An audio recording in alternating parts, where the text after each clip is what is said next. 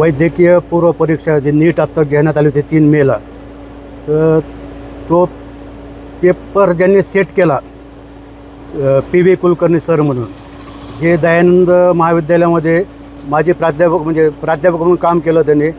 त्यानंतर 3 वर्षापूर्वी ते सेवानिवृत्त झालेले आहेत. आणि नंतर जी कमिटी असती पेपर सेट करायचा, त्या कमिटीवर ते होते. त्यांचा केमिस्ट्री हा विषय.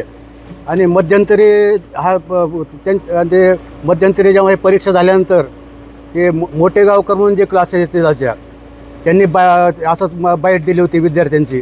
तर विद्यार्थ्यांना त्यांनी विचारलं कसे पेपर गेले काय. सर म्हणले तुम्ही जे मॉक पेपर दिला होता आम्हाला केमिस्ट्रीचे, सगळे त्यातलेच पेपर प्रश्न आलेले आहेत, खूप आम्हाला सोपं गेलं त्याच्यामुळं. म्हणजे यांनी काय करायचं की PV कुलकर्णीने काय केलं, तो सेट याच्यावर असं कमिटीवर असल्यामुळं जे काही प्रश्न त्याने दिलेत सेट करून, त्याचे तो लीक करायचा मग क्लासेसवाल्याला. आणि त्यांच्याकडून हा पैसे घेत असेल निश्चितच, की त्याशिवाय कोण देणार नाही. हां, माझी मागणी आहे की असंख्य विद्यार्थ्यांना जे काही त्रास झालेला आहे, बऱ्याच जणांनी आत्महत्या केलेल्या आहेत, तर त्या माणसाने जिथे तर कुठं गुंतवणूक केली आहे, त्यामध्ये आमच्या शाहूनगर भागामध्ये बीडमधील जी महालक्ष्मी सहकारी ग्रामीण संस्था आहे, त्यामध्ये त्यांचा एक प्लॉट होता त्यांच्या काकाचा आणि त्यांच्या स्वतःचा. तर त्यानंतर त्याने ते ही सहकारी संस्था असल्यामुळं बिल्डरला विकता येत नाही कमर्शियल याच्याप्रमाणे प्लॉट, म्हणून त्यांनी ही इतकी जुनी सोसायटी 80-81ची आम्ही आत्तापर्यंत सांभाळलेली, ती त्यांनी डिझॉल्व केली आणि मग ते डिझॉल्व करून त्या बिल्डरला विकली. आणि त्यांना सहकार्य करणारे त्यांच्या पाठीमागचे जे आहेत देशपांडे म्हणून, आनंद देशपांडे, ज्यांनी स्वतः सांगतो ना, ज्यांनी स्वतः सोसायटीची जागा हडप केली, 50 फुटी रोड हडप केलेला आहे. ह्या बांधकामातसुद्धा 50 फुटी रोड मध्ये घेण्यात आलेला आहे.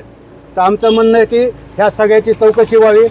मंदिराची सुद्धा त्यांनी ओपन स्पेसमध्ये बांधकाम आलेलं आहे, ह्या सर्वाची चौकशी व्हावी आणि त्याबद्दल कडक शासन देण्यावर, PV कुलकर्णीवर कडक शासन करण्यात यावं, एवढी आमची. नगर भागातील आमच्या या महालक्ष्मी गृहनिर्माण सोसायटीचे अध्यक्ष विठ्ठलपंत कुलकर्णी आणि CS कुलकर्णी यांचे जे चिरंजीव आहेत PV कुलकर्णी, यांचा धागातोला लागलेला आहे नीट परीक्षेत, असं समजलेलं आहे आम्हाला. आणि बाहेरून असंही समजतं आहे की परीक्षा पुन्हा होणार आहेत. परीक्षा होणार असल्याकारणानं विद्यार्थी डिप्रेशनमध्ये गेलेले आहेत आणि हे विद्यार्थी आत्महत्या करत आहेत. ही अतिशय खेदजनक बाब आहे की आपल्या शाहूनगर भागातील एका प्राध्यापकामुळे ही सगळी घटना घडत आहे. आणि त्याच प्राध्यापकांच्या पैशाच्या जीवावर आणि त्याच आरेरावीवर यांनी या महालक्ष्मी गृहनिर्माण सोसायटीची जागा देखील हडप केलेली आहे.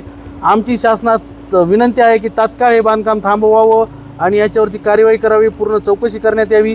हे बांधकाम त्याच पैशातून होत असेल तर ED मार्फत यांची चौकशी देखील करण्यात यावी. विद्यार्थ्यांचं होत असलेलं अतोनात नुकसान आणि त्यांना डिप्रेशनमध्ये घालणाऱ्या या प्राध्यापकाविरोधात आम्ही सर्वजण धिक्कार असो अशा वर्गांना देऊन आपणास सांगत आहोत की लवकरात लवकर कार्यवाही करण्यात यावी.